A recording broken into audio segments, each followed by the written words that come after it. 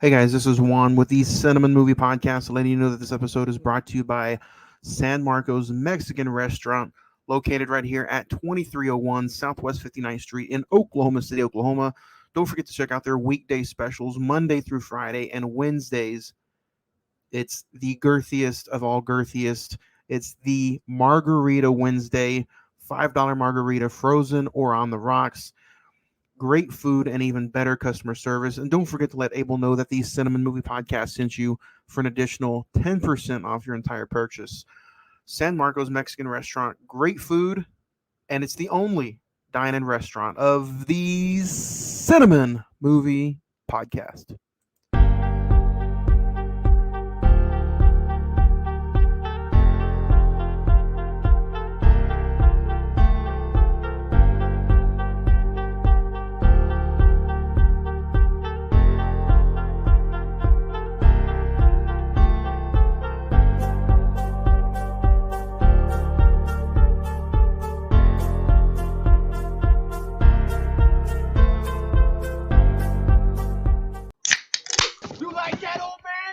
A piece of me? Do I feel lucky? Well, do you, punk? Good morning, Vietnam! I love the smell of napalm in the morning. You're gonna need a bigger boat. I feel the need for speed. I wish I knew how to quit you. Love means never having to say you're sorry. You do? You'll shoot your eye out, kid. Happy Monday, moviegoers. Welcome to a new episode. Welcome to the Cine-Men Movie Podcast. I'm your host, Juan, and I am joined by the cast, the crew, the guys. Edward? Edward is... How's it going? What's up, folks? Zach? Hey, back by popular demand. Long time no see. Hey, there you go. And I'm your host, Juan. If you guys are watching us on Imisawa Productions, please don't call the paddy wagon to come after me. Because I'm just trying to make sure aliens don't read my brain, my mind. I don't want them to spoil what we have in store for you for another great episode, another brand new episode. Episode 213, 213 straight episodes of brand new content. Whether it be movies like Signs. Next week, we're talking another Nightmare on Elm Street movie. It's just been a really, really great week. And guys, we're finally in October. We've said goodbye to September. We're in October. But Ed, we'll start with you, man. How was your week? How have you been? Not too bad. I got one question. Did anybody wake up Green Day? No. Well, dang. Okay. Well. No. Oh well. Not too. More like a shredder helmet, actually. But you know what? I tried. I didn't get the best in arts and crafts, but we're still here. Hey, not listen, shabby Johnny. at You all. got the foil hat. I got the water, so we're good to go. I don't need a full hat because they don't want to read my mind. Yeah, no shit. Nobody does. 2 seconds Zach, in there, they're like, "Never mind." Zach, how you been though? We didn't tell anybody what happened to you, but one of the last movies you got to talk about was Nope, and you got sent up into the you got beamed up into the spaceship. You got a little probing action going on. Hey, listen, it was a little bit of probing, a little bit of traveling. It was all over the place. But they dumped you back. They let you have us for they let us have you for horror season.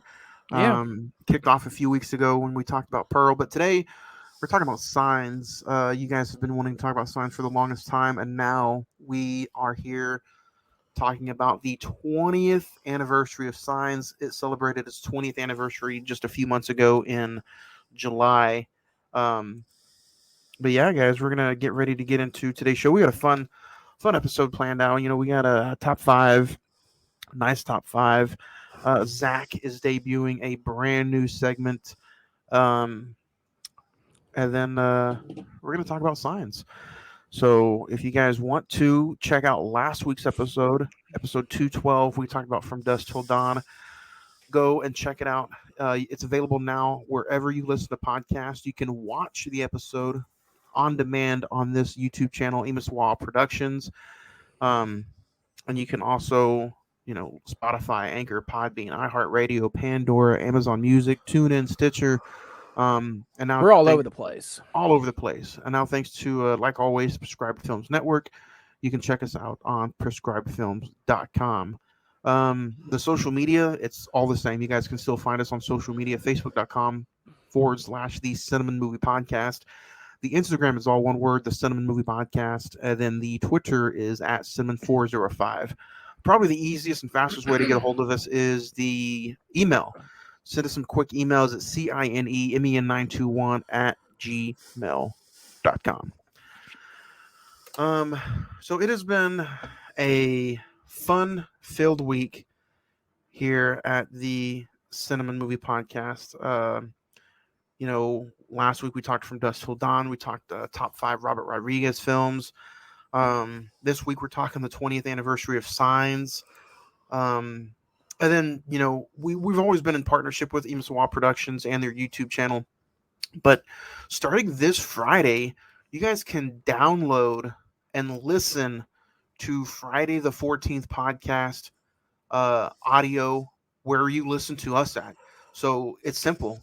Wherever you listen to podcasts, just click and search the Cine-Men Movie Podcast, and you can now listen to Friday the 14th podcast on our station, available wherever you listen to us. So this Wednesday, October the 5th, we're talking about The Fly, live on Imsawa Productions YouTube channel at 8 p.m. But again, if you want to download and listen to the episode, it'll be available this Friday, the 7th. Friday the 7th, you can download and listen to The Fly. Ed, that's one of your favorite movies. Am I right? Hey, it's a disgustingly great thing. That's all that needs to be said. So yeah, been a fun week. I can't complain. Everybody else, you guys have a fun week?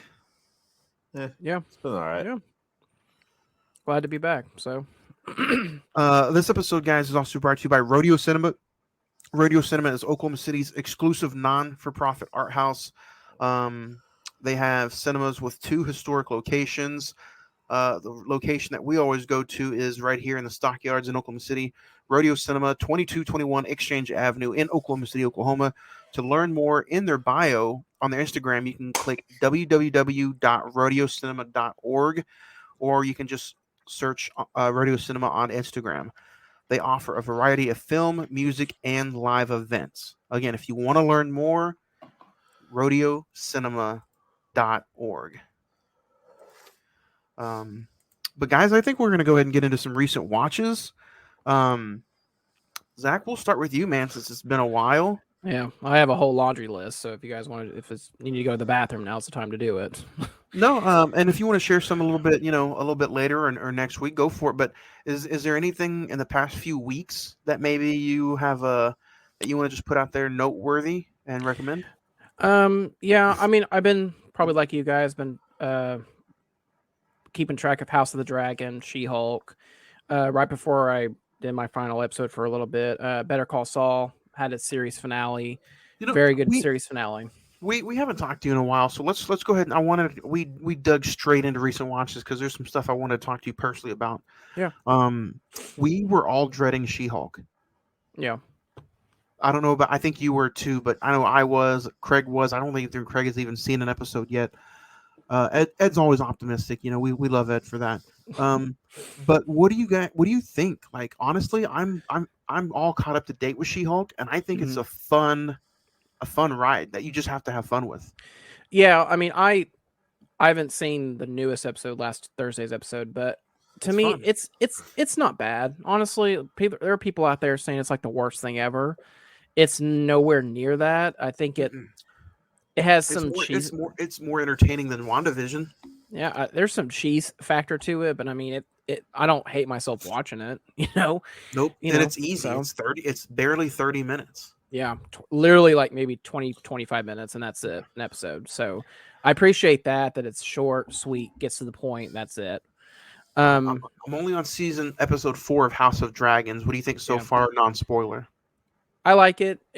I kind of go back and forth on it. There are moments where I think it's as good as Game of Thrones, and other times it's like a drag to watch it sometimes. Yeah. Um, I Agreed. like the characters. You know, in the beginning, I was very much like, yeah, you know, I like this as much as Game of Thrones. I like the characters. I understand what's going on. This last episode, the time jump, Yeah. it messed with me a little bit, just because now we've introduced no. It's just it's just because we've introduced like 10 more characters basically. But I What will about agree that one what about drags. the Lord of the Rings series? Have you been watching that? Are you caught up? Because I know you're the biggest Lord of the Rings fan in believe it or history. not, I have not watched it yet. Really? There's just a part of me that I'm just like, I don't know. They're like an Have hour you and a seen it, half. Ed? I I've haven't. not. They're like an No. hour and a half each episode, right? Yeah. That's why I don't want to get into it. Yeah, there's part of me wants to watch it just to see just kind of a different version of Lord of the Rings, but the other part of me is like, you can't beat the Peter Jackson movies, so why are we even trying to do exactly. this? I'll probably do that over my vacay. And then I gotta ask you both this because I'm only on episode 5, but are you guys in love with Jeffrey Dahmer like everybody else is? Dude, I'm it's like the done. newest thing. It's like the newest thing. But you know what? I'm 5 in, and it's so fucking good. It is. I want to go watch it right now. I want to go finish it. Dude, I finished it I probably know 4 or you're- 5 days ago. I know your ass would have finished it. Well, okay, so the thing is I started watching with my wife a little bit, probably 20 minutes of the 4th or 5th episode, one of the two. Mm-hmm. And I was just like, oh, okay. I was like, how far along are you? And she's like, oh, about halfway. I was like, oh, okay, well, I guess I'll stop. Do you mind going back? And she's like, no, not at all. And the next night when I got to actually watch it with her, she basically was almost finished. So it was just like, okay. So watched it, and I think it took maybe a week to finish the entire series. Yeah. So, I like that they're only 45 minutes to an hour long. It's just been I don't know. It's just been a breath of fresh air, and I really wish I had the time to finish it. But Evan Peters kills it, man. Yeah, Yeah, he I've heard nothing but great things about his performance, and even like I think people just forgot how much of a sociopath Jeffrey Dahmer was, and I've heard this show kind of really depicts that. So he watched, I don't know how many hours, but I know it was a lot of hours. I mean, certainly almost as many hours as we've watched worth of film-wise on Dahmer. Any and everything about Dahmer. He's, he emulates the talking. I've watched interviews now, and the talking manners, the walking manners, different stuff like that, he nails, as well as like these are like 85 to 90% true to the actual reality, or at least what he explained, what Jeffrey Dahmer himself back in the day explained.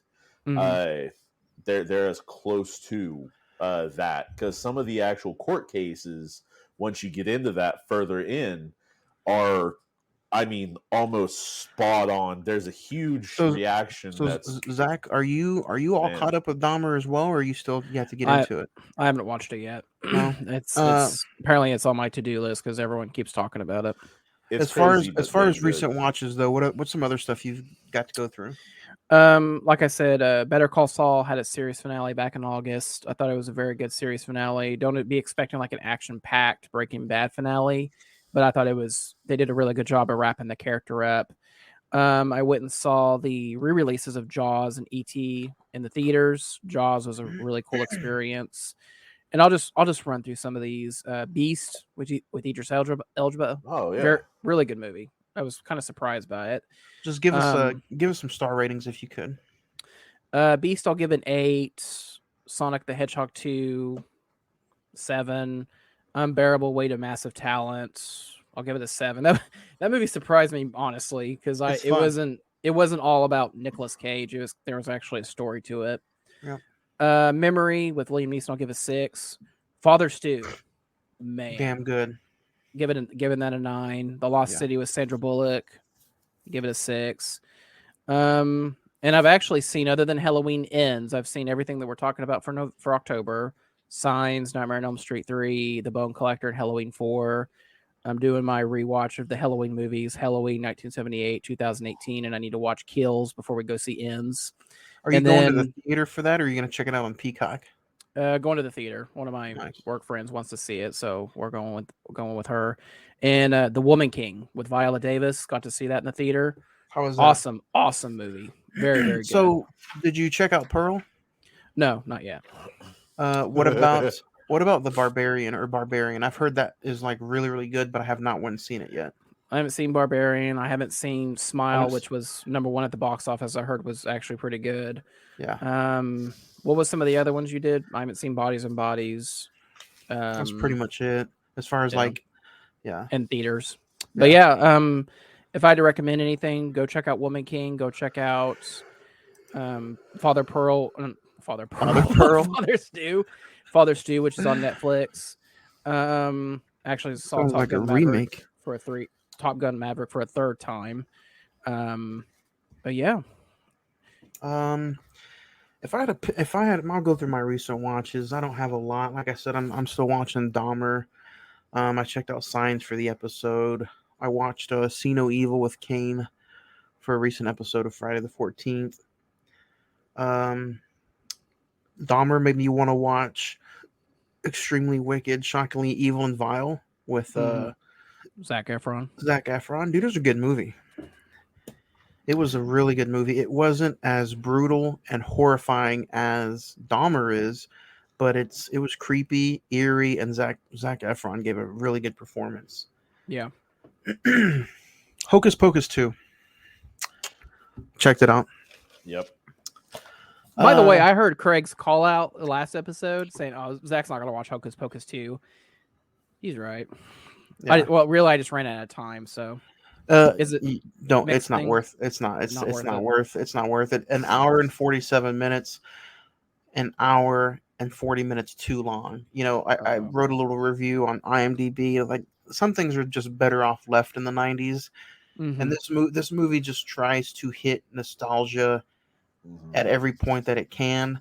The story is a mess. It felt rushed, and it really felt like a made-for-TV movie. So for that, I'd give it a 5, and I don't think I'm ever going to watch it again. I would worse than the not original? really disagree. It's not as good. No. Yeah, definitely not as good. Definitely not as good. Yeah.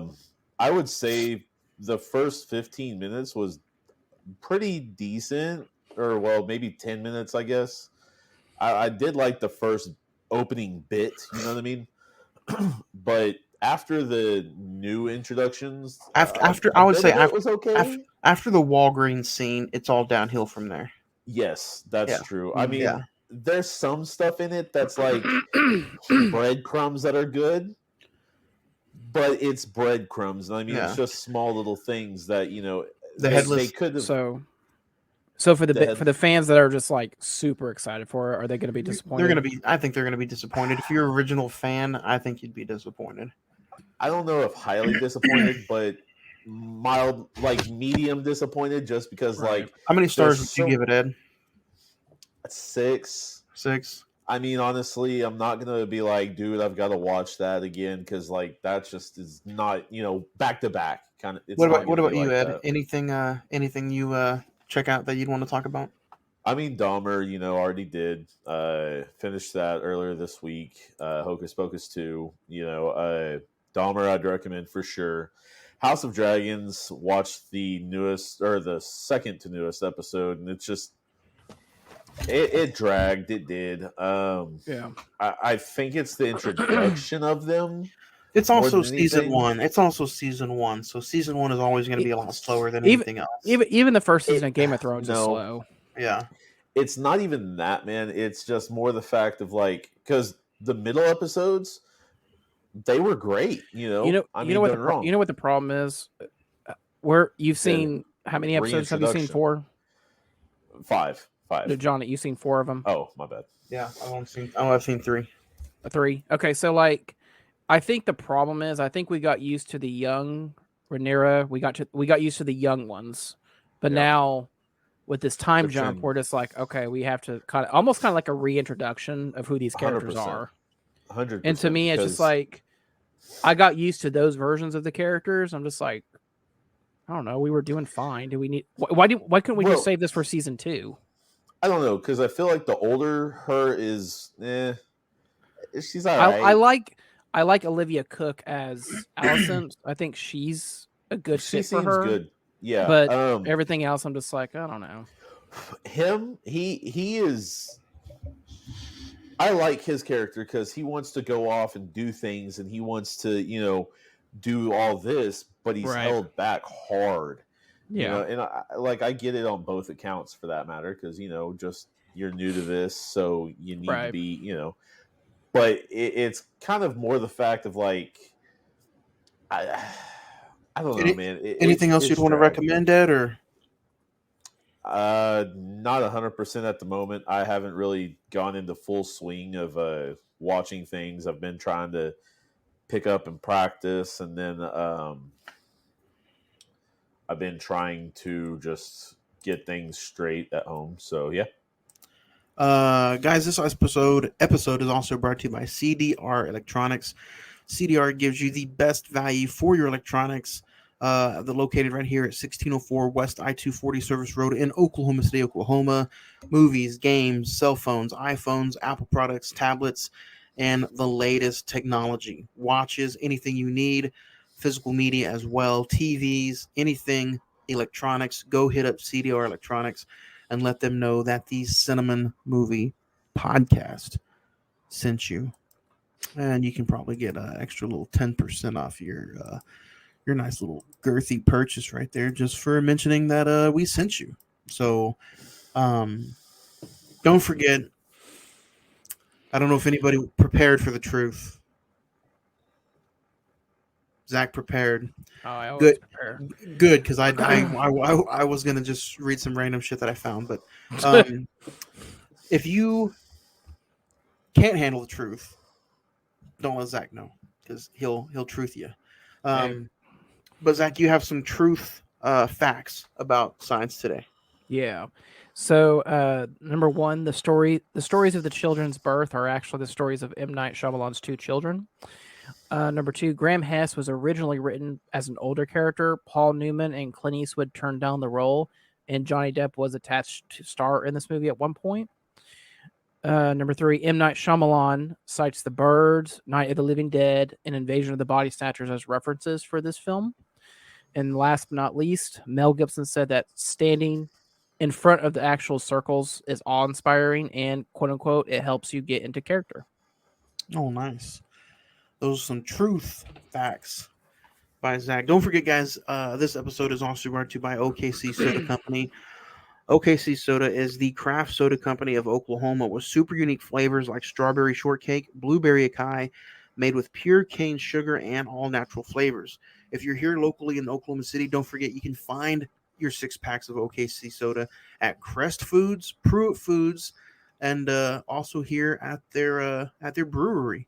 Right there on 20th North MacArthur. So, OKC Soda Company. You can also email them, okcsodacompany.com, and email them, let them know that the Cine-Men Movie Podcast sent you to get your hands on some exclusive merch. So, OKC Soda, it's the only soda that we try to drink here at the Cine-Men Movie Podcast. So, yeah. But Zach, you are introducing a new segment. I have not told anybody about this segment. Yeah. I really don't even know much about it. But sir, the floor is yours. So I came up with this idea, and we're going to start it with science today. I was had some free time at work, probably because, I need more work to do probably. But I went through the year of 2002, and I just was looking at. I was just curious to see what were like the top films that made the box office, like number 1 each week throughout the whole year of 2002. And I have a list here. We're going to go through them, starting from January all the way to December. What are you calling this? It's going to be called. Our new segment is called Box Office Rewind. We're going to go back in time, just see what was number 1. So starting with January. for 4 consecutive weeks from mid-December. Well, when it came out from mid-December to January the 13th, Lord of the Rings: The Fellowship of the Ring became the first film since The Grinch to be number 1 for 4 consecutive weeks. And then we go down to February, well, late January, early February. For 3 weeks, Black Hawk Down was number 1.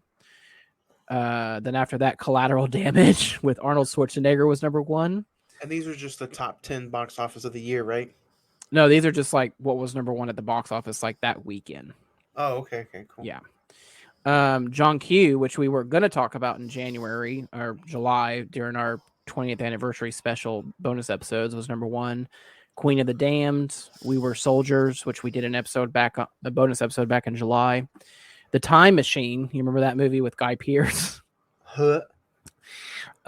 Ice Age, Blade 2, Panic Room was number 1 for 2 weeks.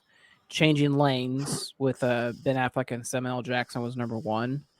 The Scorpion King, which we did an episode on last year, which is hard to believe, was 2 weeks.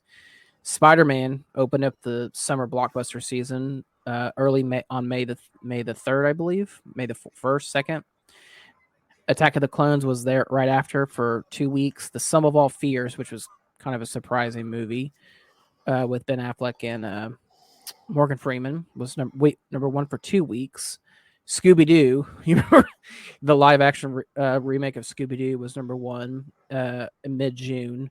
Minority Report, Mr. Deeds, Men in Black 2 opened up for July 4th weekend, was 2 weeks number 1.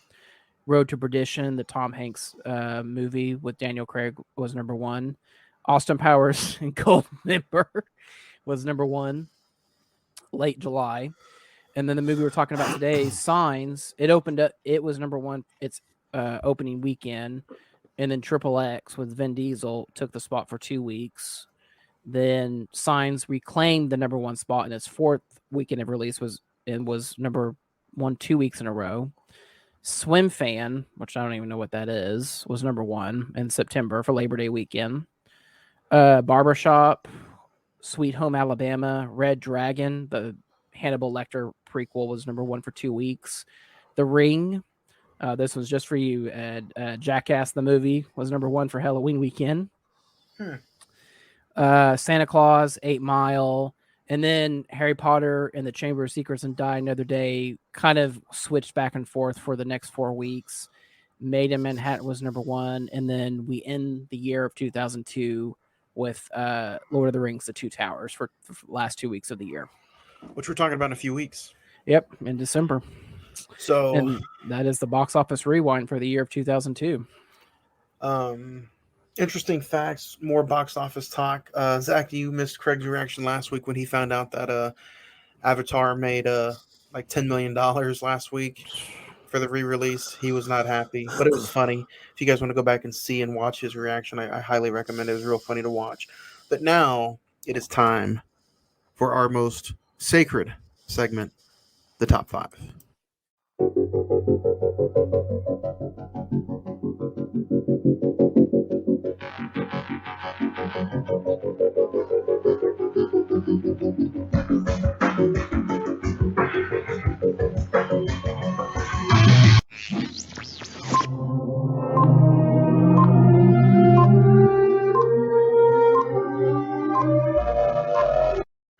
All right, guys. Today we are talking our top 5 Mel Gibson movies, with Signs being one of, if not maybe a lot of people's top Mel Gibson movie of all time. But it's going to be fun to see what everybody else thinks about Mel Gibson. He's gotten some bad rap because of some online videos that leaked and some stuff that he might or may not have said. At the end of the day, he's still a very talented director and a very talented actor. And he's putting those directing shoes back on for, let's hope sake, Lethal Weapon 5. Anybody have any honorable mentions? Top 5 Mel Gibson movies? Negative. I'm gonna go through mine right quick. I just have 2: the Mad Max trilogy, Beyond Thunderdome, and then what we're talking about today, Signs. I have Lethal Weapon 2, Apocalypto, Pocahontas, Father Stew, in my official honorable mention, The Passion of the Christ. A film that I'm sure maybe it'll show up on one of the top 5 I understand that's probably what he's probably most famous for, but it's a I'm not. film that I'm only talking about movies he starred in, so I don't have any of the okay, movies. I don't have any of the movies he he directed. directed. Okay. Yeah. Just a film that obviously is very powerful, but you never I'll never probably ever watch it again. So I've never finished it. Number 5 for me is going to be from 2016, and that's Bloodfather. Diego Luna and Mel Gibson. I think this is a very, very underrated. William H. Macy's also in it. This is a very underrated crime drama movie, and I think it's just a tremendous, just action flick. And I think Mel Gibson going back to basics and doing some movies like this. Let's face it, he could have been like Bruce Willis and he'll go out and do any and everything. But I'm very proud of what he selects and what he doesn't select. Um, yeah, he'll have some misses sometimes, but he has a lot of hits that are underground kind of movies that not a lot of people know. And that's kind of what almost my whole list is like gathered up to be. But number 5 for me is going to be Bloodfather. So, Zach, what about you? What's number 5 for you? number 5 for me is going to be 2010's Edge of Darkness. This is probably his quote unquote comeback film after he kind of did his rants and everything. Homicide detective Thomas Craven investigates the murder of his activist daughter. He uncovers a corporate cover-up and government conspiracy that attracts an agent tasked with cleaning up the evidence. For this to be kind of like a personal drama, it's very action-packed and it's actually very thrilling, to be honest. I think he gives a very good performance. Ray Winstone's in it. Danny Houston plays the villain, which I think he's one of the worst villains that you could possibly hire. And like I said, the action in it is actually top notch, and by the end of the film you're hoping all the bad guys go down. So number 5 is Edge of Darkness. Edward, number 5 for you. Number 5, I'm going to go ahead and put Chicken Run in this. Man, I don't know. He Chicken Run, I think, is kind of an overlooked movie in a lot of ways because it's claymation and all that good junk, but it's funny as hell, man. Honestly, if you've never seen it, I do highly recommend at least checking it out. It's hilarious. It's weird he's in that. I don't know why. It's just like when you hear his voice, it's just like, oh, that's Mel Gibson in a kid's film. Yeah. Like, hold up. Number 4 for me should probably be higher, but number 4 is going to be Braveheart. I think probably just the rewatchability of a 3-hour solid, not fully action-packed film maybe for me, but number 4 is going to be Braveheart. I think it's just a little too girthy. I don't understand why that movie has to be 3 hours. It's a tremendous movie, don't get me wrong, and I think we have gotten a lot of emails about trying to review that soon, especially with us doing Gladiator, I think last year. I don't know why those movies get compared a lot, but they do. But number 4 for me is going to be Braveheart from 1995. Best Picture winner, Braveheart. He got drawn and quartered, bro. William Wallace deserves respect. Number 4 for you, Zach. Number 4 for me is a film we talked about last in the summer. We Were Soldiers. Johnny, that was your first time watch, I believe, if I remember correctly. Yes, sir. Very powerful war film that I think deserves I say that's his probably underrated film. It's a lot of people, you don't hear anyone talk about it anymore. It's up there with the way the Vietnam War is depicted in this. It's up there with Saving Private Ryan and World War II's depiction, to be honest. You watch your mouth. It's true. Don't lie. You guys want to go back and listen to me and Zach talk about that? I do recommend it. It was a fun episode. So number 4, We Were Soldiers. Edward, number 4 for you. Numero 4, Mad Max Beyond Thunderdome, man. That one, I know it's very, very long, but it grabs me. It truly does. So it is. Very girthy. You know what word we use here. What are you a rookie? Watch your mouth. Rookie? Yeah. Son, I was number 1 draft pick. Number three for me, Zach. You say underrated for Mel Gibson. I say poppycock. I say if you go underrated Mel Gibson, you have to watch Dragged Across Concrete from 2018. Um, it's on Only three people know what that is. Yeah, it's on HBO Max, but it has Michael J. White, Vince Vaughn, Mel Gibson, um, and it's from the same director who directed Bone Tomahawk and Brawl in Cell Block 99. Dragged Across Concrete is it's a little girthy. It's 2 hours and 40 minutes. It does feel like it drags at some point, but Mel Gibson. I never thought I would say this in the same sentence. Mel Gibson and Vince Vaughn have chemistry, and it's a very, very brutal, entertaining film. I would not watch it around any kids. It just takes you back. It makes you feel like you're watching an old school 90s crime action movie. And for that reason, it's jumped all the way up to number 3 on my list.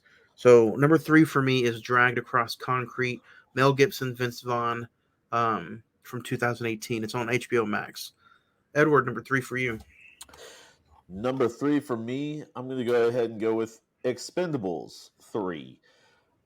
With this one, man, I think he played a fantastic villain. I don't know. He just had that raw energy of like, yeah, I don't care. It is what it is. And I know it's a movie. I know it's scripts and write and all that, but you've got those villains that can help elevate your heroes for that matter. And I think Mel Gibson taking on the entire Expendables squad was just beautifully done. So yeah, Expendables 3, man. Yeah. Zach, number 3 for you. Number 3 is his one of his other directorial films, Hacksaw Ridge. We talked about it a couple years ago for our Memorial Day War episode. Very, very good. I think it's up there, like I said, with Saving Private Ryan, one of the other great war films, especially with World War II. I personally think Andrew Garfield deserved the Oscar for that. I think he was phenomenal in it. And Mel Gibson doesn't shy away from the bloody violence, and just wanted to show what the realistic nature of war is. So, who ended up winning that year? Casey Affleck for Manchester by the Sea. He did depress the hell out of me in that movie. Yeah. Number 2 is going to be Ransom from 1996. This is one of the first movies I've seen Mel Gibson in. Mel Gibson, Gary Sinise, Rene Russo, directed by Ron Howard. This movie is nail-biting, and it keeps you on the edge of your seat about a multi-million-dollar son, Tom, who Mel Gibson plays. His son is kidnapped, and honestly, they flirt the entire film that they're going to kill his kid. And then the swerve at the end of the movie from director Ron Howard, tremendous movie. Every time I talk about this movie on the episode, it makes me want to talk about it like in a full-length episode. So Lieutenant Dan is in it. Lieutenant Dan is for sure in it. Number 2 for me, Ransom. Zach, number 2 for you? Number 2, that was your first time seeing Mel Gibson. I think first time I saw Mel Gibson was The Patriot from 2000. Him, Heath Ledger. I always forget Heath Ledger's even in that. It's kind of hysterical, but really good. Everyone says that there's the film that defines the war, whether it be World War II, Vietnam, whatever. I think this is like the definitive Revolutionary War movie. We don't get very many of them, and I think this is one that really depicts not only the war side but also the struggles of what that time period was like. Awesome action. It's directed by Roland Emmerich, who did 2012, The Day After Tomorrow. Just a really, really fun movie, and it's 22 years old now, so it's kind of crazy to believe. Edward, number 2 for you. Number 2 for me, I'm going to go ahead and go with Braveheart. Man, you got to respect William Wallace, man. He wasn't about that. You weren't going to do that to him. You weren't going to just try and take his woman on that day. So, I'm going to be honest. I don't think I've seen Braveheart all the way through. I'm going to be honest. That's fair. I mean, it's a very long movie. So that's 3 hours, basically. So that's fair. Number 1 for me, I couldn't decide between 1, 2, 3, or 4. So number 1 for me is the entire Lethal Weapon franchise. to me, when I think of Mel Gibson, I do think of Lethal Weapon, the just the relationship and the chemistry that he has with Danny Glover throughout the entire franchise. Throw Joe Pesci in there. They're all fun movies. They're all comedical, action packed. They just fly by. And to me, all those movies are nines and tens. Maybe I'm a little biased, but I just love the hell out of Lethal Weapon movies. Mm-hmm. So I'm gonna say the entire franchise is number one for me. Zach, what about you? Fair. Number one's the movie we're talking about today, Signs. So we'll get into it here in a little bit. Nice, Edward. Number one for you. Finish us off. Subject matter, breaking my own rule, man. So, yeah, Signs, number one. We'll see. Nice. And if you guys want to know what drives us and what makes us think of these top 5 lists, then go check our friends out over at Red and Blues Pizza, 4500 South May Avenue. Give them a call, 405-602-2838, 4500 South May Avenue, right here in Oklahoma City, Oklahoma. Monday through Sunday, they're open.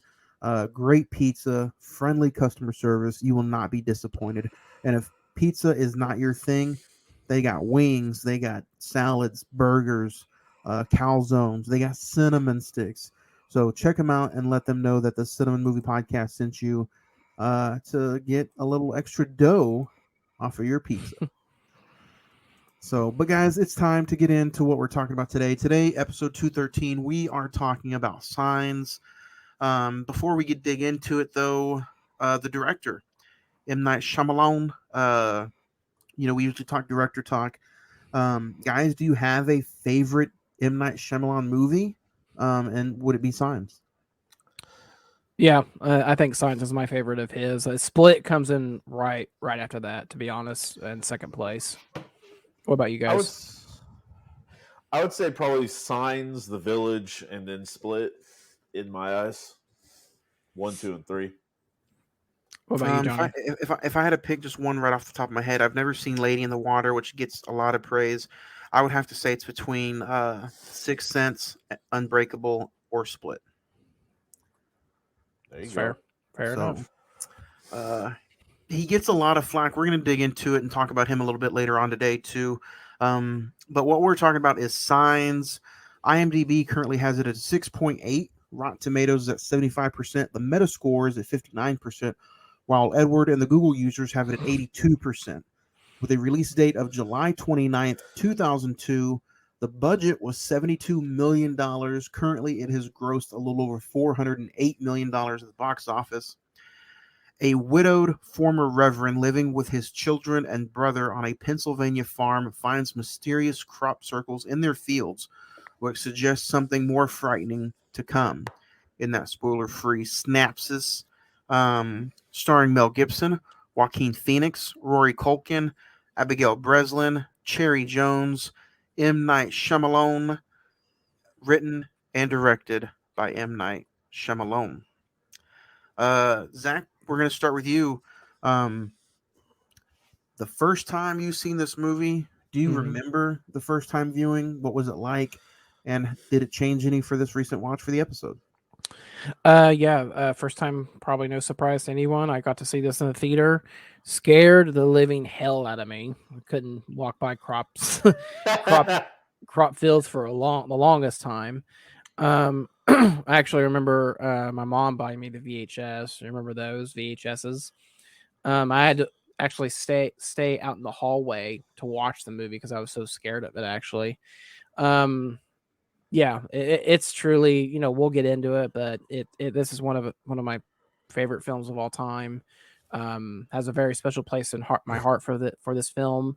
And this film, it doesn't get old. And honestly, every time I watch it, I find something new about it. So, Edward, do you remember the first time that you watched this? And if so, what was it like when you watched it? And then how was it revisiting it for the episode?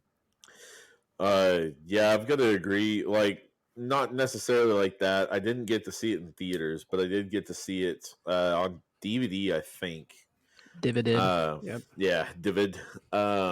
Either way, I seen it on DVD, and basically, because I think my dad picked it up because he was like, "Hey, Mel Gibson, dude from Lethal Weapon. He's in some Signs alien movie or something."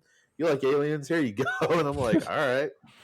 And man, we'll get into it, but there's two scenes that will never leave my mind ever. And I think you all know one for sure, maybe the other. It's But the scene where Rory Culkin uses this the swimsuit tape, right? You're like, oh, that swimsuit. I wonder what's on that swimsuit tape. yeah, sure. Sure. But no, this movie is one of those that is just under the blanket scared, man.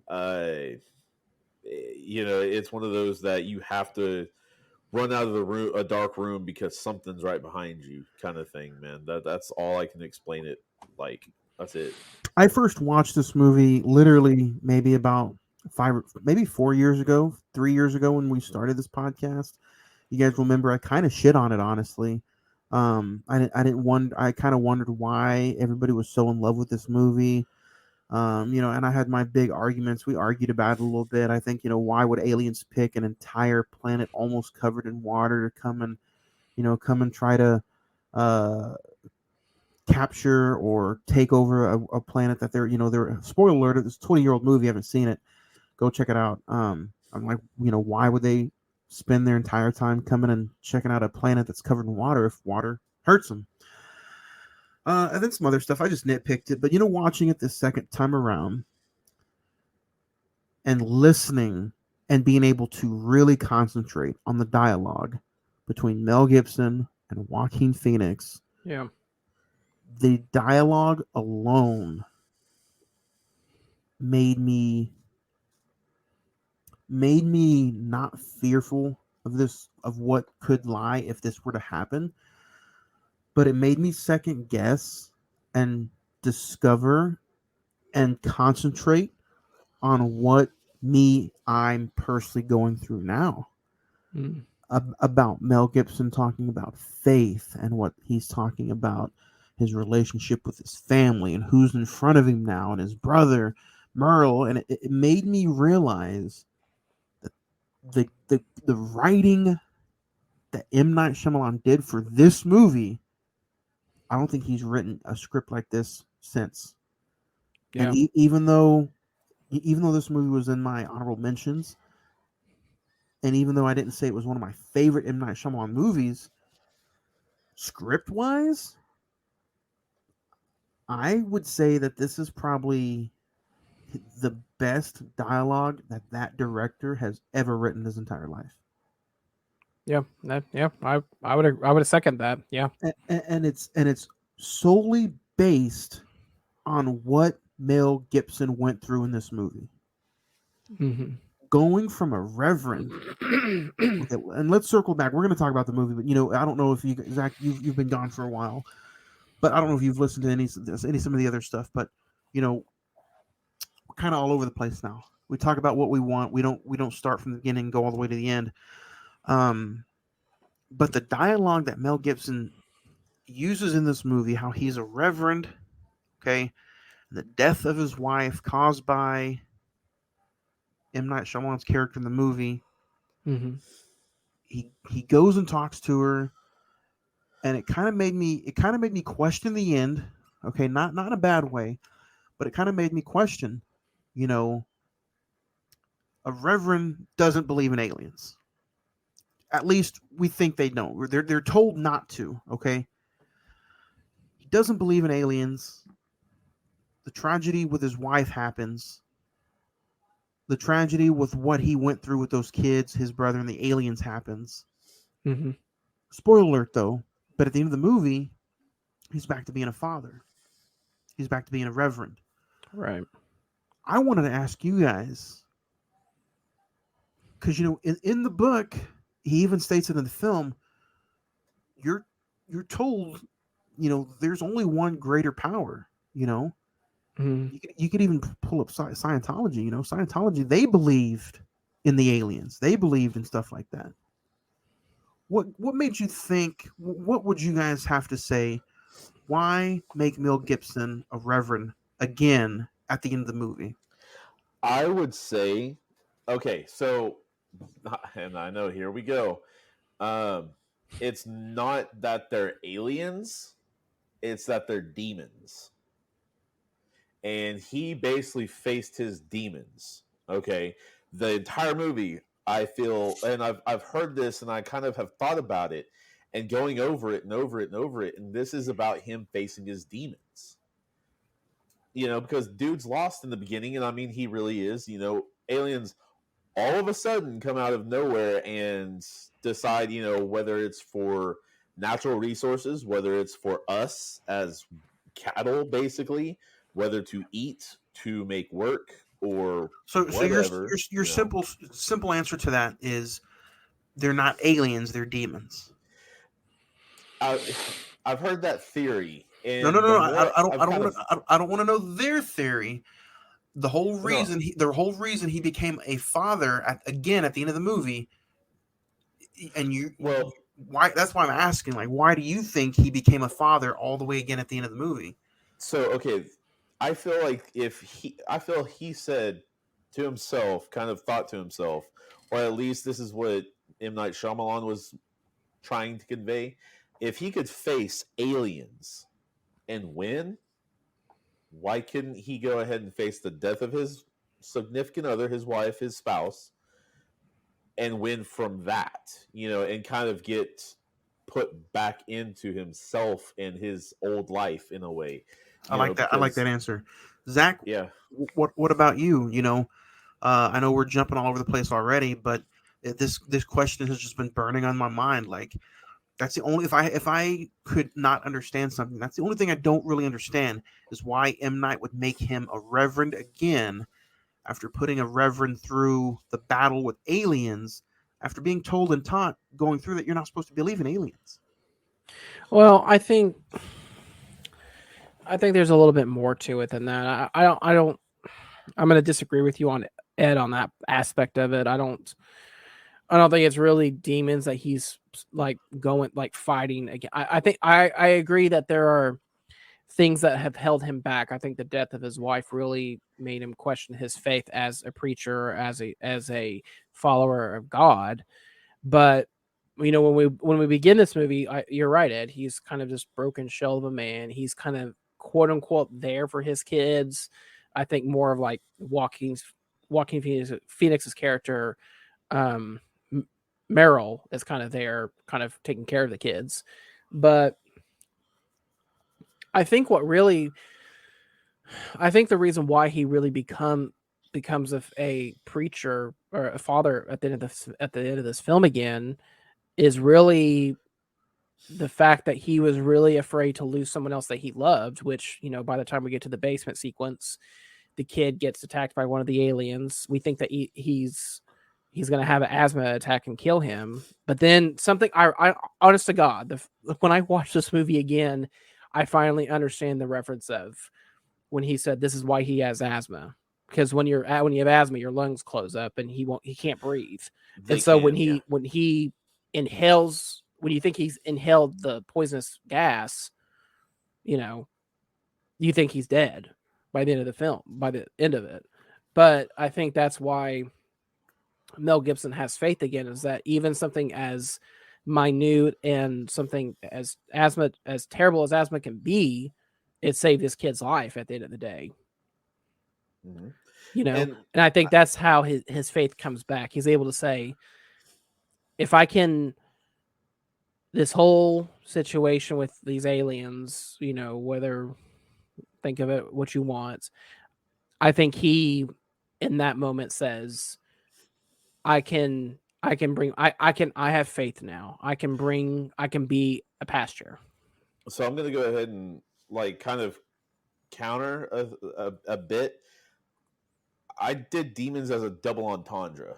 His own demons in his head, in his past. Right. As well as, think about it like this. Okay, now we're like, okay, aliens are, more than likely a possibility. You know what I mean? There's a large percent of people that are like, aliens are probably real.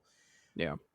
Think about this, and I know we're not. I know we're in the early 2000s. I understand. But think about if this was in like 1500. Yeah. This is a demon from the sky coming down, essentially. Like, hell is coming down to kill us all, kind of thing. Yeah, so they made that movie. It's called Prey. They did that. Exactly. But yeah, no, I'm meaning it as a double entendre for that matter, double meaning. Yeah, I mean, I get it. There's like actually physical monsters, but he himself is dealing with But his own man, personal demons. Yeah. No, What do you guys I think get of that. what do you guys think honestly of the character Merle played by Joaquin Phoenix? I think I think he nails it this time around rewatching it. I really enjoyed the two brothers together and the dialogue that they shared throughout the movie. Mel Gibson talking to him about um, what do you believe in, the faith, Yeah. and coincidence. Do you believe in a coincidence or not? What do you guys think of that late night conversation that they had about group one versus group two, the conversation of on our about them being on their own. I absolutely love that scene. It's just two characters doing dialogue between each other, but it's just like you said, Johnny. It's so damn well done. Like when you kind of start thinking about the whole premise of in a situation like this, whether it doesn't even have to be aliens, whether it have to be like a cancer fight or a divorce or whatever you want to call it, someone that has believes that someone's up there looking after them, or oh, that's just a coincidence, just happy go chance. I What do think it's you? just I think it's I'm gonna. brilliant.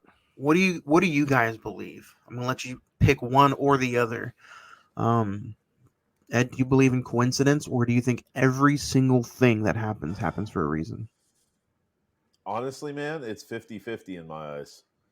I believe in coincidences just happening, but at the same time, I do believe that there are certain things that are set in stone, because I believe we're all born with innate abilities or innate talents for that matter, I guess. Some are musicians, some are, the behind the scenes guy, some are the tech guys, some are the just personality, some just on and on and on. You can go forever. I mean, just some people are born to play that, born to Yeah. do Zach, that, born to be that. Zach, what do you think? Me personally, I after watching this movie, I would have to say I truly believe that I think everything happens for a reason. I don't think there's such. I mean, yeah, there's probably such thing as like gut feelings or maybe a coincidence like feeling like deja vu. But I yeah really do think everything we've had to go through and endure all the way up to this point right now, me talking to you guys, I think everything happens and has to happen for a reason. Because, I yeah mean, okay, think about it like this. What do you think, Zach? Go ahead. I think just based off my life, just what I've been through in my personal life, there are things that there are things that just coincidence cannot be explained. You can't, whether you be in this moment of your life or whatever.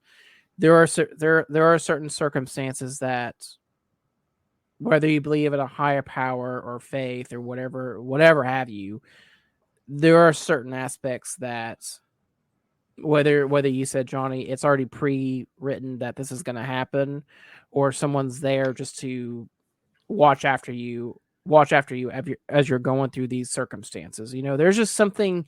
There are some things in life that basic gut feelings or deja vu. It Hmm. can't be explained. And that's the thing right there, because, it's kind of a thing like, when I started working with you at the Warren, Yeah. like, you know, why why did that happen? You know what I mean? When, Juan and I, went to some of the same schools, when, that didn't need to happen, or it could have gone the totally different way.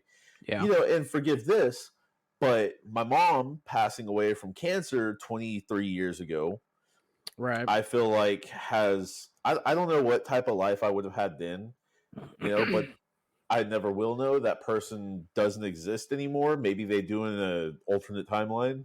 Multiverse. Maybe I don't know. Right. Don't really Yeah. need to know. I see I'm what you're this one saying. right now. Yeah. But it's kind of like, because don't get me wrong, if she hadn't and I grew up in her care, maybe I would never have met you. Yeah. Maybe I wouldn't be friends with Juan like I am, for that matter. Yeah. Maybe I never would have met Craig. Stuff like that. So I'm just like, all this different little pieces of things, whether tragedies, like that example, Yeah. or whether, small little things like, oh, well, I choked on, I don't know, I choked on that piece of food, but it in turn helped me, do this or whatever, or, such as asthma, as I have and have had forever, locking Mhm. off the lungs to go ahead and not breathe in poison, compared to that's a good side of it, I guess, Yeah. compared to the other side of that, to where the asthma itself, no poison, could have killed him. Right. I mean, there's the differences. I've had asthma attacks. I know how that feels, and that sucks. It's embarrassing. It sucks because your body's kicking your own ass. It's different stuff. Yeah. So I mean, you've gone through several different tragic things yourself. Yeah. So I mean, there's a ton of stuff like that. So Yeah, is one. like I've said, I'm a cancer survivor. I've had a liver transplant. I there are those circumstances alone. People always ask me like, it's hard. It's hard not to believe in a higher power or God or whatever you want to call it when you survive all that. I don't think it's just coincidence. I don't think it was just right. At the you had it at that exact moment where science was doing good or treatments or whatever. I think, there's no way that I did all that by myself. It's just one of those, like, going back on looking at the conversation between Mel Gibson and Walking Phoenix of, I think there was someone up there that, cared for me. Look, man, you need to be on the podcast, so chill out. Nah, So, but in all seriousness, like I said just a bit ago, I believe 50 and 50, because I don't believe coincidences can be there without, or necessarily with set in stones, but I don't feel like they can be there. It's I don't know. It's a very strange thing, but yeah. why do you say the faith reason, Johnny? Why do I? Yeah.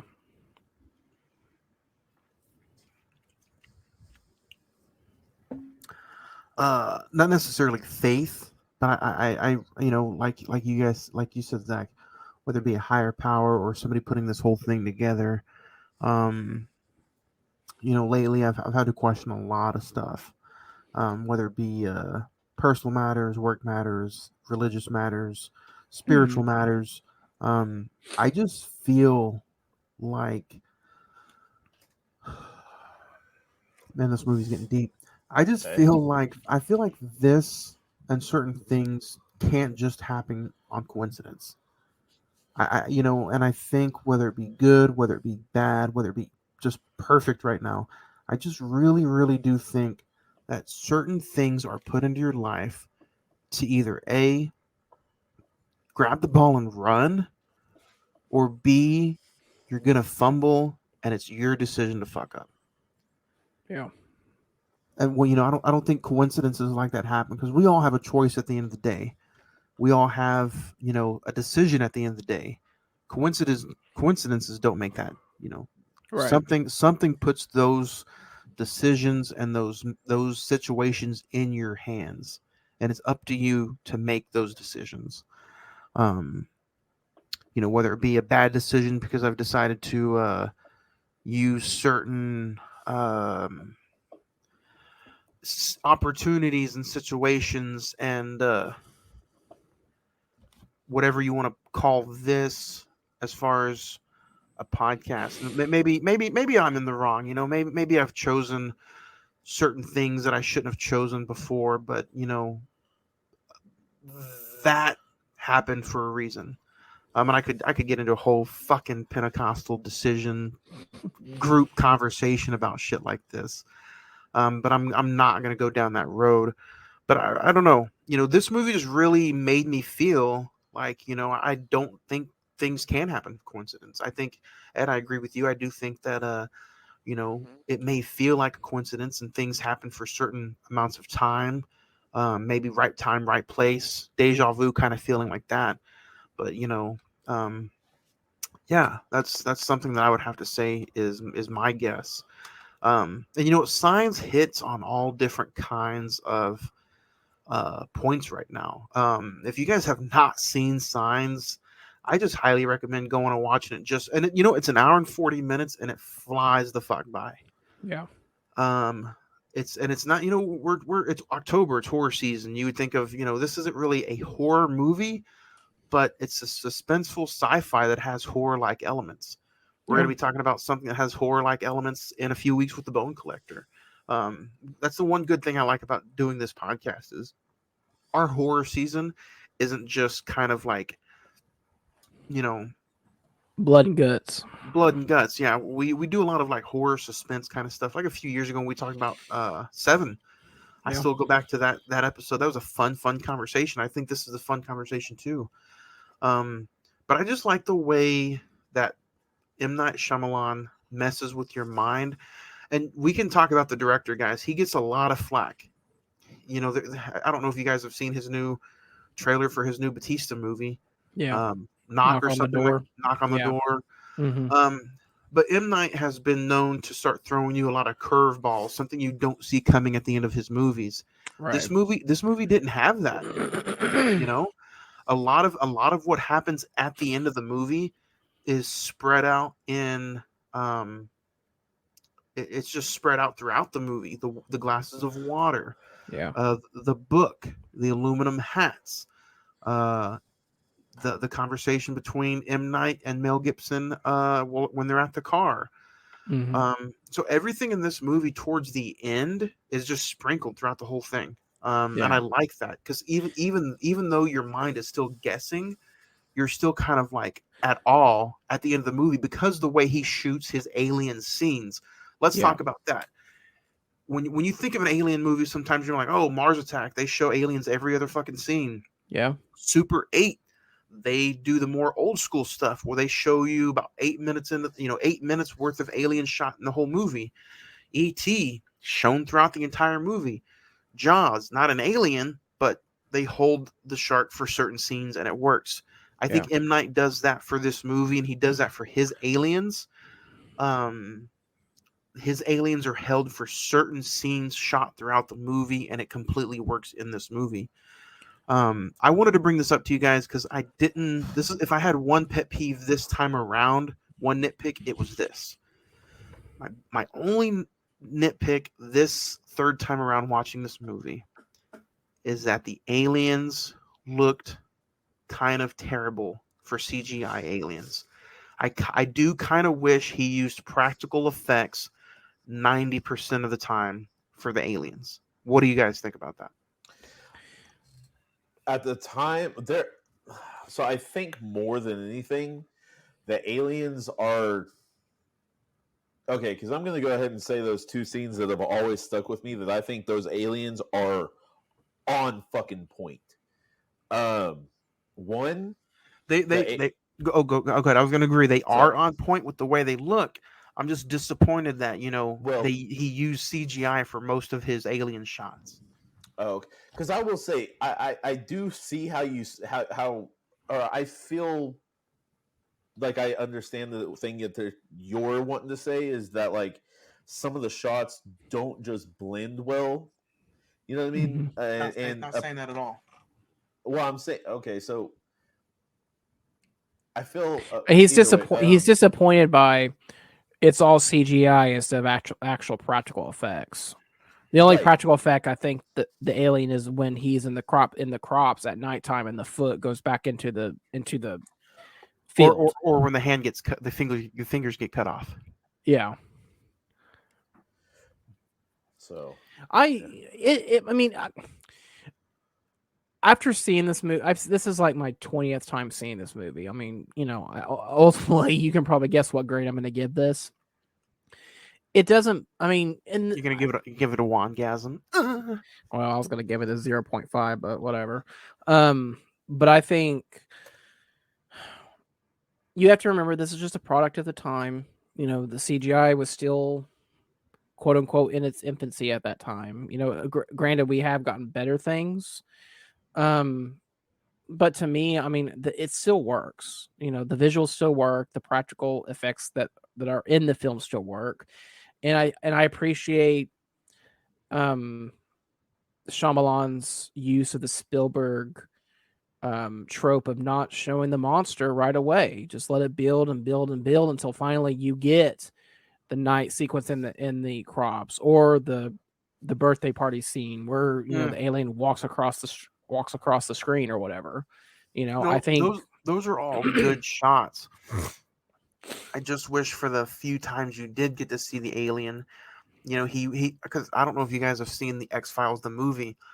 They had some walking aliens, and they were practical effects. They were deep looking, creepy motherfuckers. And I just wanted some of that realism of a practical effect looking alien. That's all. It didn't ruin the movie for me this time. Like I said, that was just a small nitpick.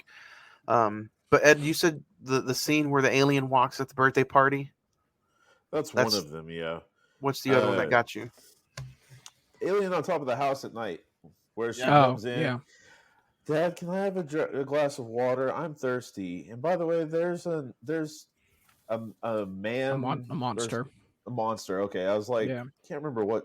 But there's a monster outside of my bedroom window, and he the one thing that you can't take away from this script is great, wonderful. I will agree. One of the best scripts that honestly in that year could have been written. One of the best scripts for that genre easily.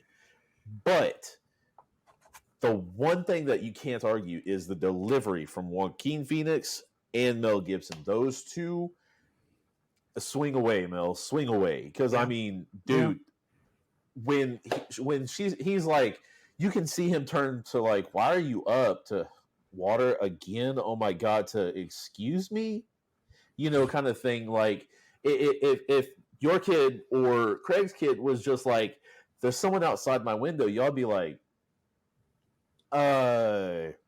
there's what? Where? No, I would be like, go to bed. You're just trying to stay up an extra 15 minutes. Go to sleep. Ain't nobody outside your fucking window. This dude goes, and when I was a kid, I shit you not, when I was younger and I first saw this movie, don't get me wrong, I've got goosebumps right now. But that scene made me want to turn that movie off. That's the diabetes kicking in, Ed. It was just like, no. And I mean, because when you're a kid, if you're in a room, you're afraid of the dark. Shadows play a plague on your mind. And your mind is going to mess with you so much it's not funny. And that was another card of the trick right there, as well as the birthday party was a flash of the whole. I think that was the first flash of the entirety of the body of the alien, face, head, the full body, full body shot. Yeah. The scene that kind of got me this time around was when they thought everything was over, and they're bringing the TV out into the front room, and you see the alien in the back, in the back shot of the reflection of the screen. That was like, okay, that was pretty cool. The scene that always gets me. Go ahead, Ed. I was just gonna say, with Joaquin Phoenix's part of that, because he's like watching, he's in the closet just watching TV. He's like, I didn't want the kids to, see everything, so I figured in here. He's like, oh, okay, cool. And we're gonna take you to Brazil to this film and try to the birthday party, and it's like, okay, and he's what you're about to see may disturb you, right? And it's just like, and I mean, like I said, goosebumps again, man. Like there's so much of this movie that I want to talk about. I know we don't have like 15 hours to devote to this, but if we're gonna talk about our favorite scare scene, the one that still to this day just gets me. It's like the whole. It's almost, by this point, it's almost a home invasion film, almost, if you want to think about it like that. Because when the aliens are trying to get in the house, and Mel Gibson's talking to his son about being born, and they say, we got to go, and it cuts to the front door, and the nails start coming underneath under the door. That just, it creeps me out every single time. It's just like, at that point, like it feels like there's nowhere safe. Speaking of putting ourselves in those scenes again, I want to talk to you guys about this one particular scene when Mel Gibson was asking what would you have, and they were all naming off what foods they would have. Yeah. Almost of a reverend like Mel Gibson talking about a Last Supper. Yeah. First off, tremendous scene where he's saying, asking everybody what they would have, and then he tells what he would have, and then the actual dinner table scene itself was spectacular. Extra bacon. Last 15 hours on Earth, Ed, what would be your Last Supper? You can't say Burger King either.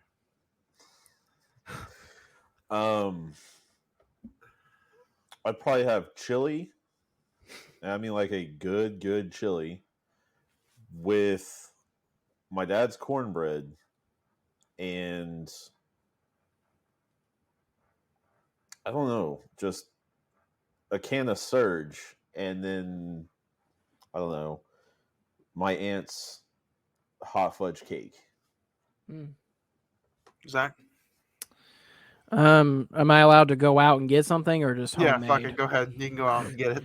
No. He said no. Just No kidding. Burger King, though. I'm kidding. Probably a last minute Chick-fil-A run with some homemade banana pudding. Oh, that'd be good. I would have some red and blue. No, I'm just stop. Hey, no, that would have been an awesome transition. Being said, that's funny. Honestly, I would have my sister and brother-in-law go spend some of their money on some expensive ribeyes and have them smoke some ribeyes and then have them make some breakfast food. So I'd do breakfast food, ribeye, and then a shit ton of tequila. Oh, so basically you give yourself a heart attack before the end of the world. Hey. Exactly.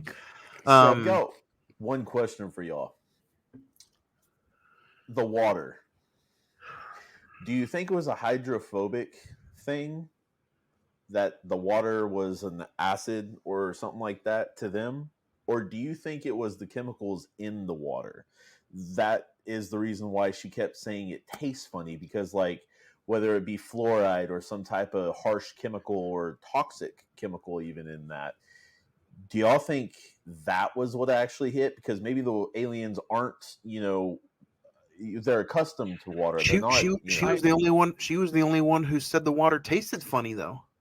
But some people have a more acute palate. Even others. I mean, even Rory drank it and said it's fine. Everybody else drank it and said it was fine. Now the dog did end up sick, so maybe the water made the dog sick. But I'm saying like some people have more acute palates than others. Like you might taste something that's 100% different than I taste, and vice versa. But I mean, I don't know. Right. Since we're used to this world, since we're used to, and I mean, don't get me wrong, we're not all used to it. A big percentage has allergies, whether it's to pollen, food, touching, different soaps or fabrics or something like that.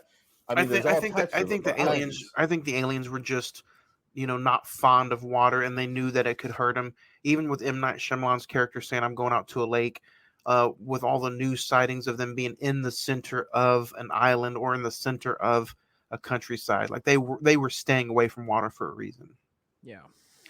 So I don't. Good bring up. I like the argument. I like the bring up case. That makes a good point. I think there's just too many. There's too many signs throughout the movie that talk about them not being likeness to water. Yeah. Colleen's death. I want to talk about her death for this just before we get ready to start mentioning some favorite scenes. When at the end of the movie they start showing you the flashbacks, and you see, him walking towards her. Hey, she's not even supposed to be alive. The vehicle severed her severely from the waist down. She should be dead, but we're not moving the truck until you come and talk to her. Again, one of those moments that is just like awe-inspiring, the dialogue, and then him actually going and talking to her. Tremendous writing. Yeah. So I think it's prevalent to only show the flashbacks at dramatic sequences. So the first one we get after Mel and Joaquin's talk at night. The second one we get after the kid has the asthma attack, and the third is right when the alien is in the living room.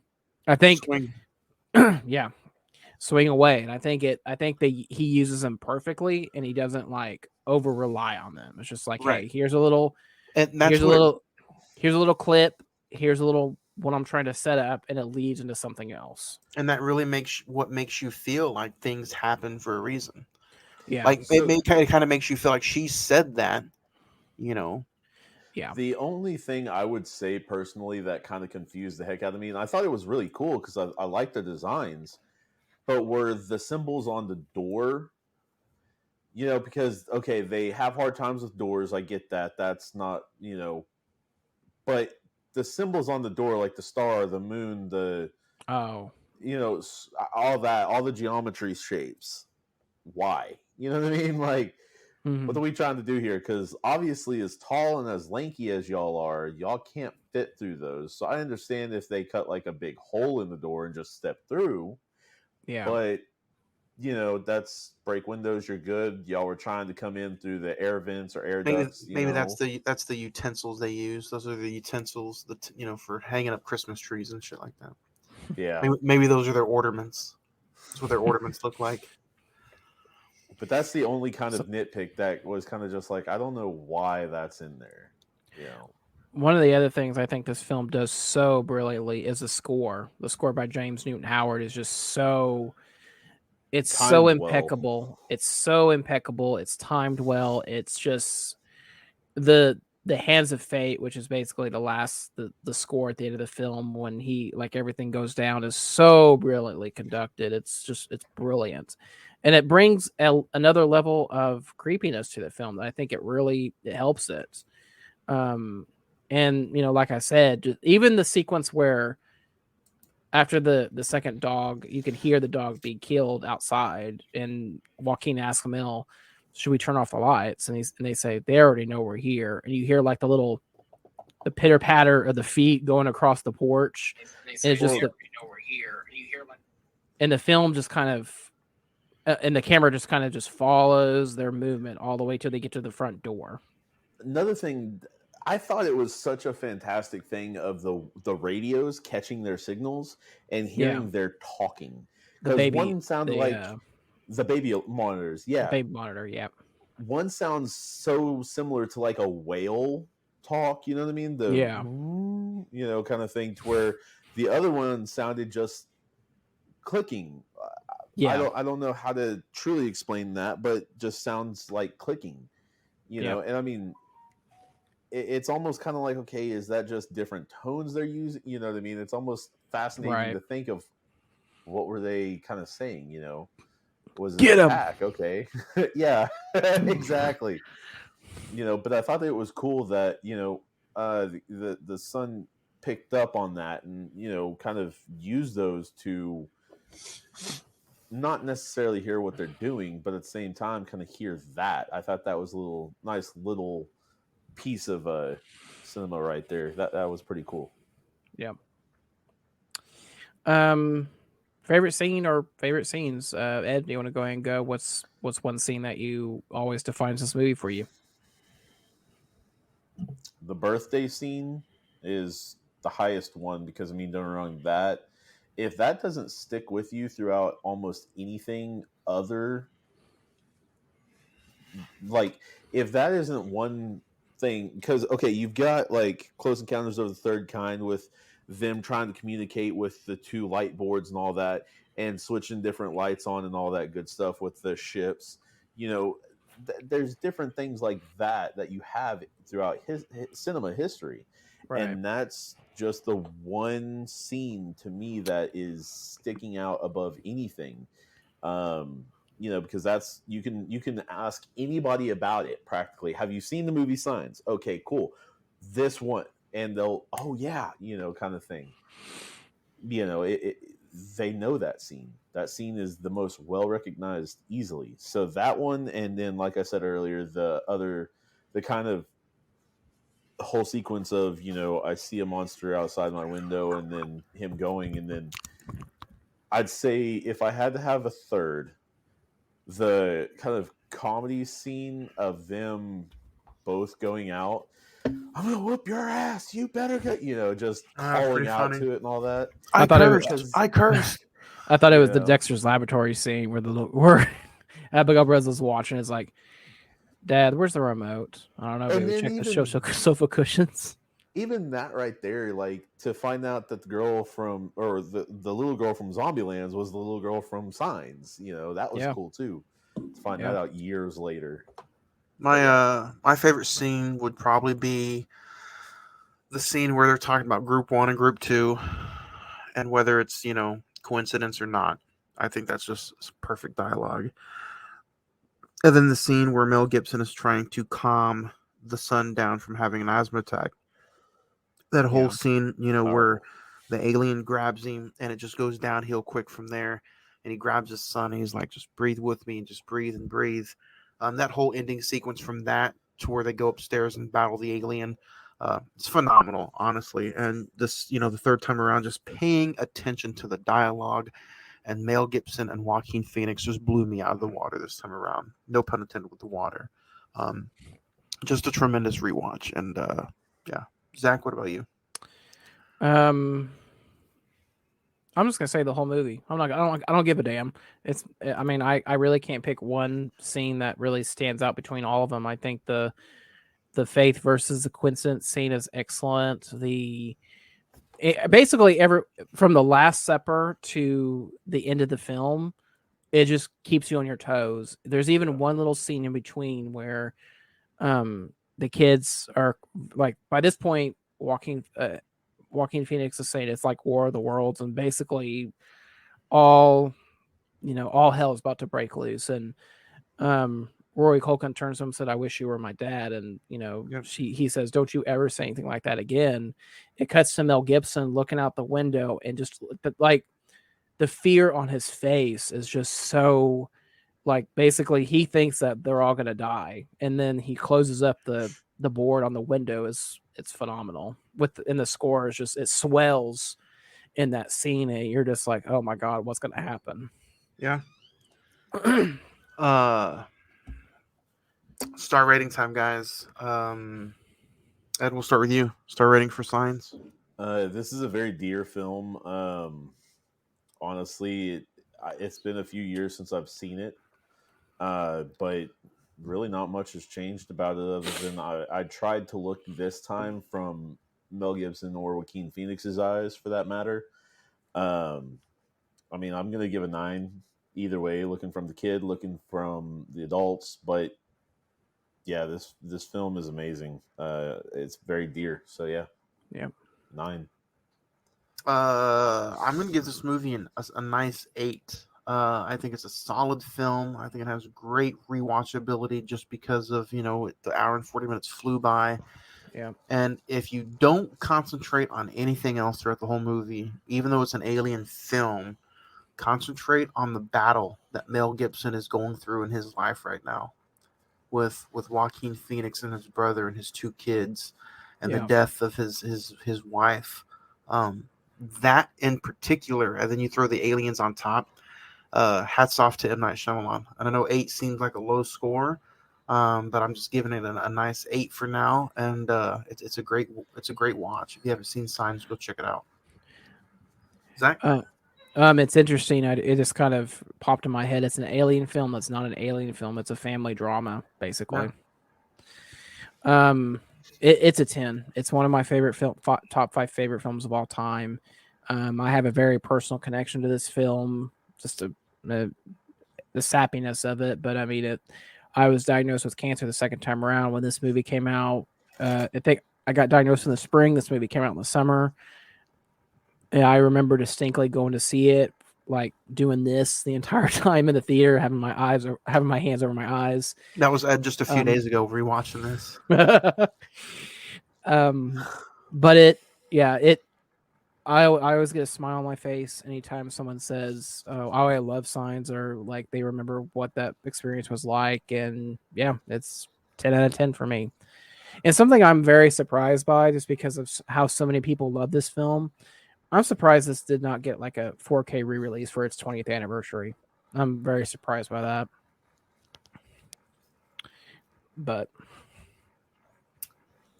It is what it is. Maybe they're Same waiting for thing. this. What he need. Same thing Maybe with the they're. same thing with the Sixth Sense. You know, I don't Yeah. know what it is. I think it's a Touchstone thing. Touchstone Yeah, pictures. I think it's the You know, rights to that. yeah.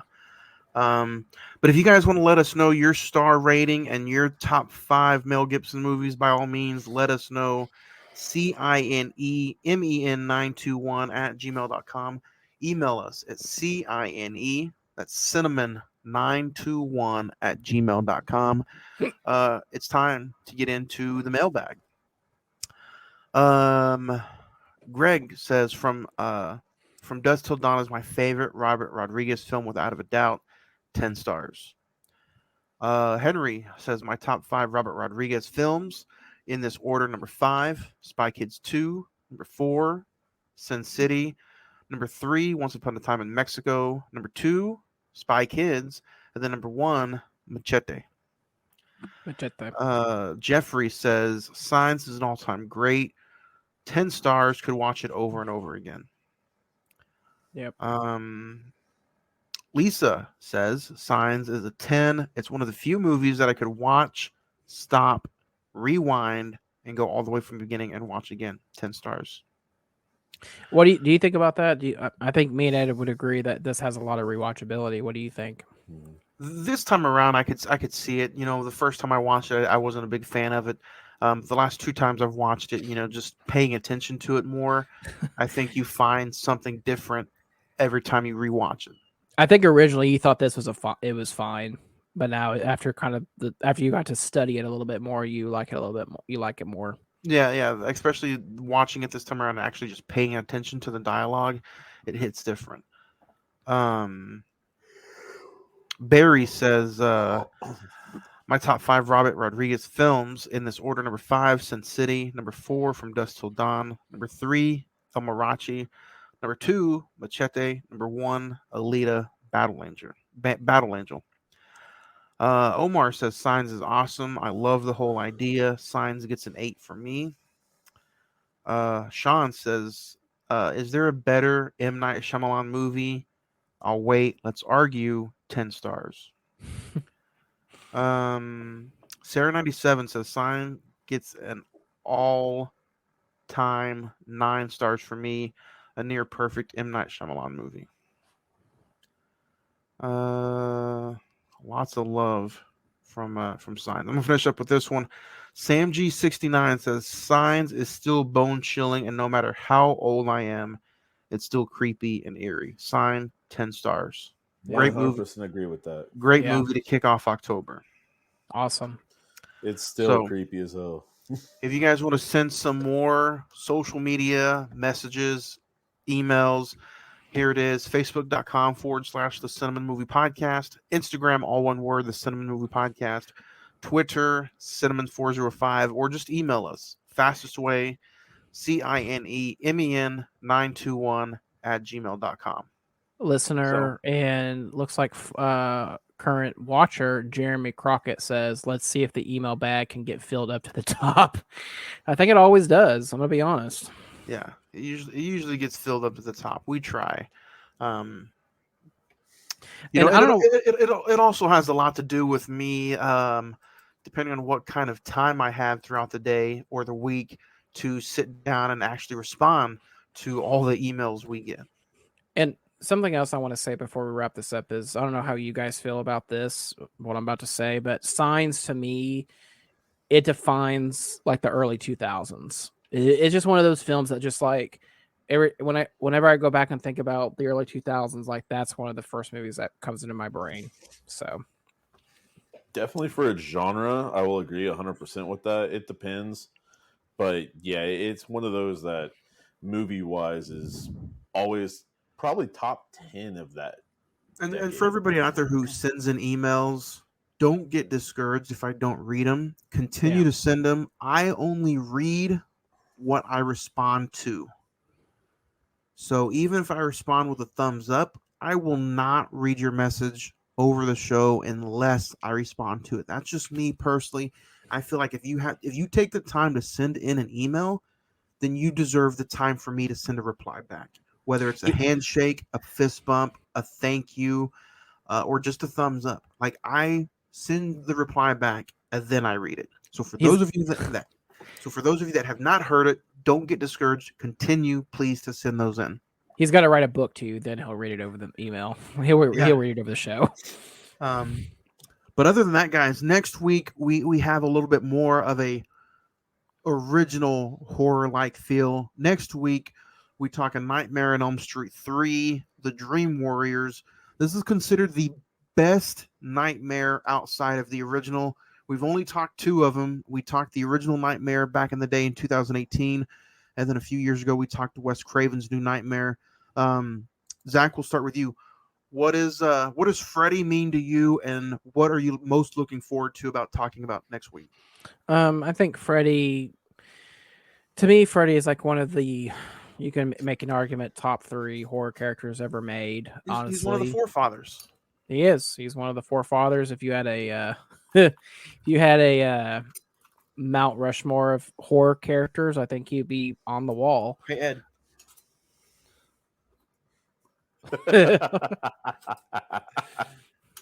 But yeah, this is a first time watch. I've seen it already, and it'll be a fun conversation. First time watch for you next week, so I can't wait to get your comments on the film.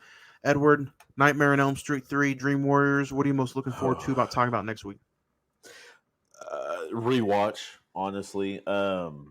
Zach, what'd you get to watch it on? Did you find it on somewhere? It's actually streaming. I rented it from the library, but it's actually streaming on HBO Max right now. HBO Max it up. I haven't said that in such a long time. HBO Max it up. Ed, again, I'm sorry. What are you most looking forward to about seeing it next week?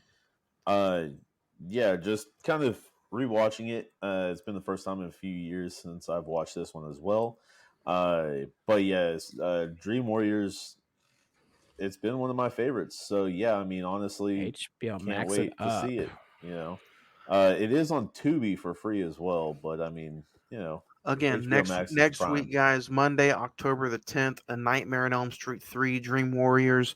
And then after that, we go back to the theaters. October 17th, Halloween Ends. October 24th, The Bone Collector, Denzel. October 31st, Halloween Night, Halloween 4, The Return of Michael Myers. Ed, anything else you want to mention or talk about with Signs before we get out of here? Yeah. Both y'all looking like some Hershey's Kisses. Look at y'all. I got something you can eat. Oh, you know. You can unwrap me. First off. Nah, man, Signs. If you haven't seen this, I don't know where you are. If you're just not into the aliens, I guess, or horror, or Shyamalan, anything like that, or the Shyamalan, you know. I get it, but other than that, man, if you haven't seen it, what are you doing? Like, this is one of the best movies of the early 2000s, so hit this thing up. But this is Ed saying I'll see you on the silver screen. Zach, next week, Nightmare on Elm Street 3. What do you want to leave everybody with Signs today?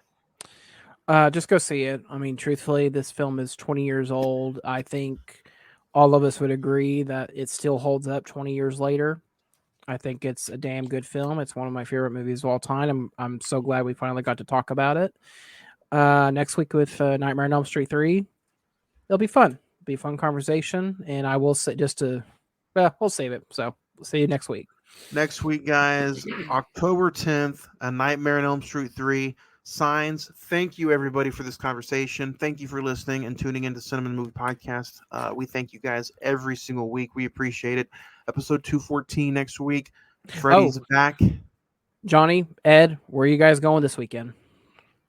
Is that this weekend or next weekend? We'll talk to you about that a little bit later, Zach. Nightmare on Elm Street 3 next week. Freddy is back, and we're talking about him next week right here on the Cine-Men Movie Podcast. Bye. 1, 2, 3. Freddy's coming for you.